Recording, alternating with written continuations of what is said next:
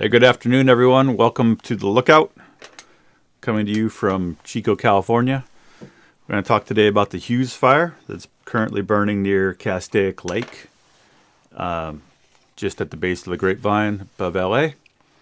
And this fire started about 2 hours ago now. It's 12:15. It's just 12:30. If you're joining us for the first time, The Lookout is open source wildfire information and wildfire education. And our mission is to increase people's literacy about how wildfires work, how we fight them, and how we can learn to live with them better. Anyway, I just want to jump. We got a perimeter for this fire, so we're going to jump in there and talk about it real quick. We don't have a ton of intel. It's a pretty new fire, but here's the geography of it. Basically, the red area is the area that's burned. Here's Highway 5 and Castaic, Castaic Lake right here. Oh, sorry, here we go. All right. So here's our perimeter. This is the area in red is the fire as it was at 12:15 p.m., flown by Wildland Intel. The fire started up here in the canyon above Castaic Lake on Lake Hughes Road, and it's burned, or off of the road, and it's been burning with a strong kind of northeasterly wind. So far, it's pretty much bumped into the lake and bumping into the lake. The head of the fire is kind of coming right down, and since this is like 15 minutes old, the head of the fire is probably close to hitting the lake now if it hasn't already. Saw one report of spot fires across the lake, but that isn't showing up on the intel we have so far. I-5 was still open 5 minutes ago. There's some evacuations right now that Watch Duty and the other outlets can cover better than I can. But if the fire doesn't cross the lake, that's a good thing. So far, so good. If it does cross the lake, with these winds, it's difficult to predict where it'll go. But we'll show you the wind pattern in a minute here. So I want to pull up our fire history and see how long it's been since this particular area burned. Okay, so it's bumping into an area right now that's got 4-year-old burn. And before that, it's burning an area that burned in 7 years ago. But with the amount of precip that we had last winter, there's plenty of grass out in here, and so the fire scars aren't stopping fires. They can slow them down and make them easier to fight in some places. But a lot of these burns have a lot of greenery in them. This area on this side hasn't burned since 2013. So not greenery, but brown grass. So, oftentimes in Northern California, we look at a recent fire scar and we'll think that it'll slow a fire down. But under wind-driven conditions with a lot of dry grass, even a 1-year-old burn could still have grass in it that will carry this fire. So for, the next hour or so, the critical factor is whether or not it's able to spot across the lake. We have long-range spotting on fires sometimes, and oftentimes that's a function of the burning material. Burning houses throw a lot of large embers because things like roofing, shake roofing, and other, burning tar can really generate some pretty incredible embers. Just the burning shingle across the lake is half a mile. But one good thing right now is that this area is all grass, and we don't generally see long-range spotting in grass fires because the material, it just burns out in the air. So where we worry about long-range spotting is where we've got trees and brush, and so there's brush out here that could support long-range spotting. But as the fire backs down to the lake, if it doesn't spot across the lake here in the next half hour, it's less likely to spot across the lake as it's flanking across the wind. Generally our biggest issues with long-range spotting are directly downwind of the fire, and the winds, because they're coming this way, mean that once the fire is kind of burning more, backing downhill or flanking across the wind, a little less likely to get long-range spotting. Half a mile is not a crazy amount of distance for spot fires. The winds are not extreme right now. They're sustained and strong, but they're not kind of off the charts. They're not like what we saw in Altadena. Coming over here, when this fire was just imaged, there's kind of an old ridgetop Dozer Line. It's unclear if the fire is over that yet. The fire will still be difficult to control burning back into the wind just because of the terrain and fuels. But there's a established Dozer Line along these ridge systems. There's been a lot of fires in the Angeles.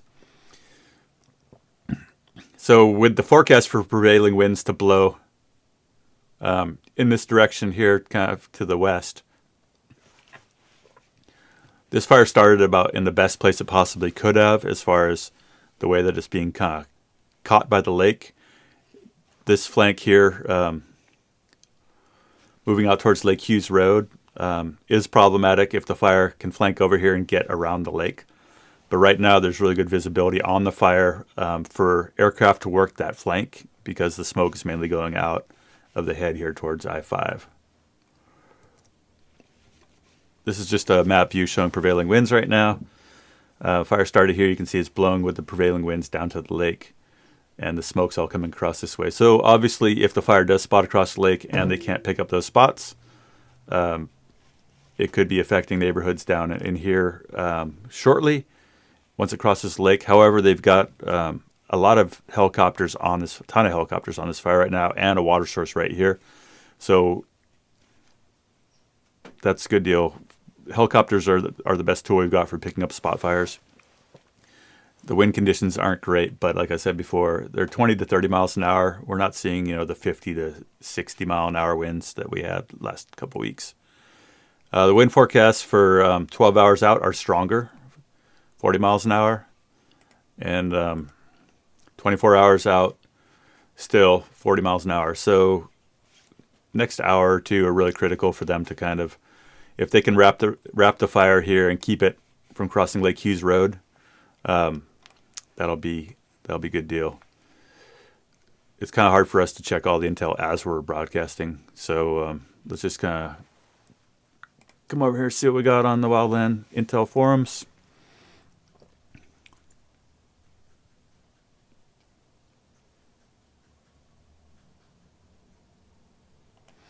.71 degrees right now, 19 mile an hour winds with gusts to 30.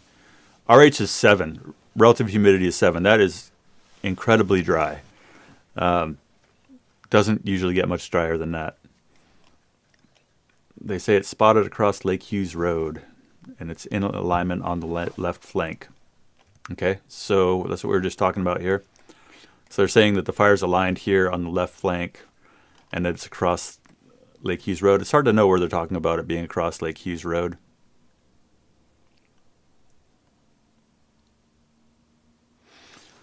Could be out in here. So that's the problem is right now is when we talk about alignment, it means basically that the fire has got the wind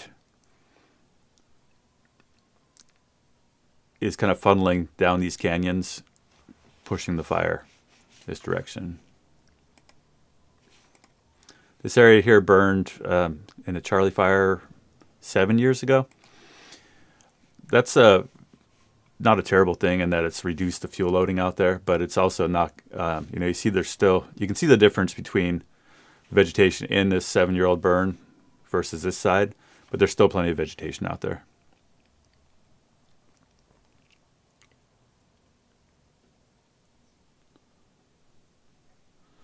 Let's see if there's any other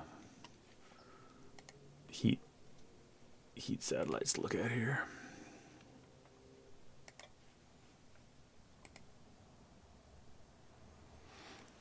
Okay, so this is the heat satellites, and they've just come in. We've talked about a lot that you have to be careful interpreting when you see these widely spaced squares in a place that you don't know that there's fire, because these satellites are looking from way out in space, and they're looking often at an angle. It says it was at 1205. So I'd say a good way to calibrate your eyeball is, this is what it said at 1205 the heat satellite said, but this is what was flown by an airplane at 12:15, and these guys are spot on. So you could see then that if that's indeed accurate, that all of this data out here is erroneous, and also these ones out here. Okay. So like we say here, we always like to confirm when the heat satellites are great if you don't have anything else to go on, but we always like to confirm those with higher resolution intel, either from people on the ground or from infrared flight, because it's easy to get kind of hysterical and say, "Oh my God, it's across the lake, it's across I-5," and it's not always the case. So beware of the red square.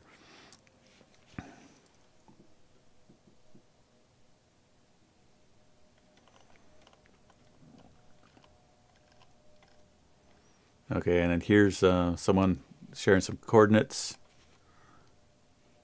of where it jumped Lake Hughes Road. There. This forum I was just looking at is the Wildfire Intel forum. Okay, so we're just going to say here.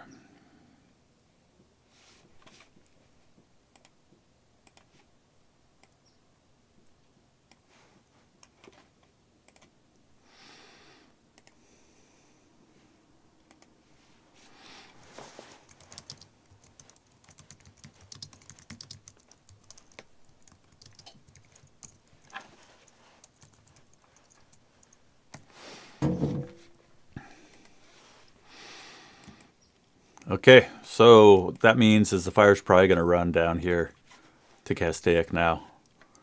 We'll draw a little box of kind of what we think is probably going to happen.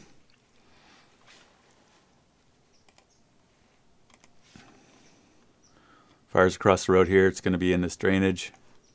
It's likely going to be going this way.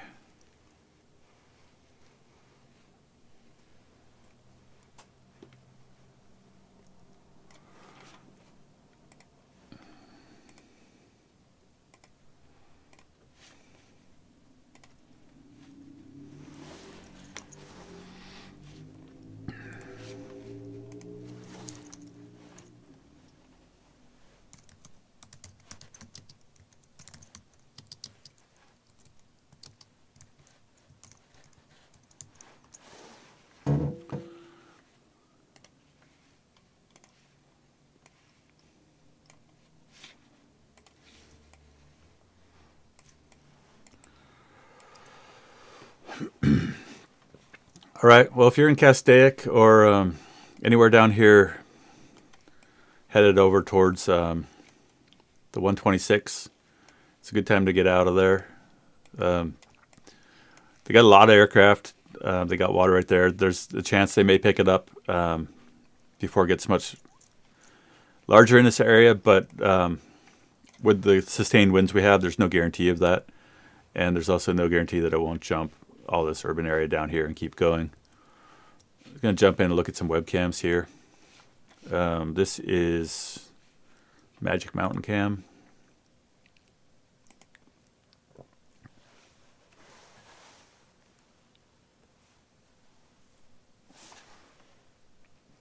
And this is the area we were talking about where we saw that jump the road.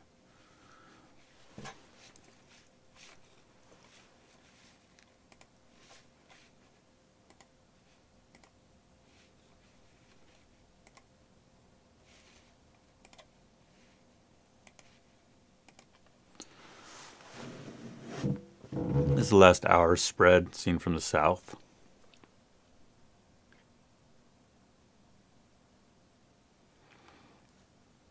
So we see it steadily building here on this left flank.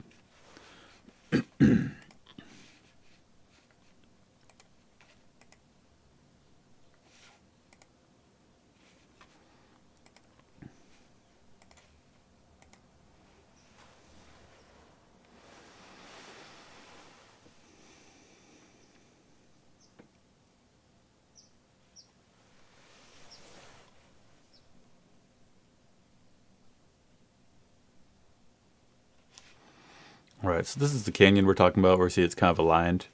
And then this, you can see the more recent area that's a burn from 2017 out in here.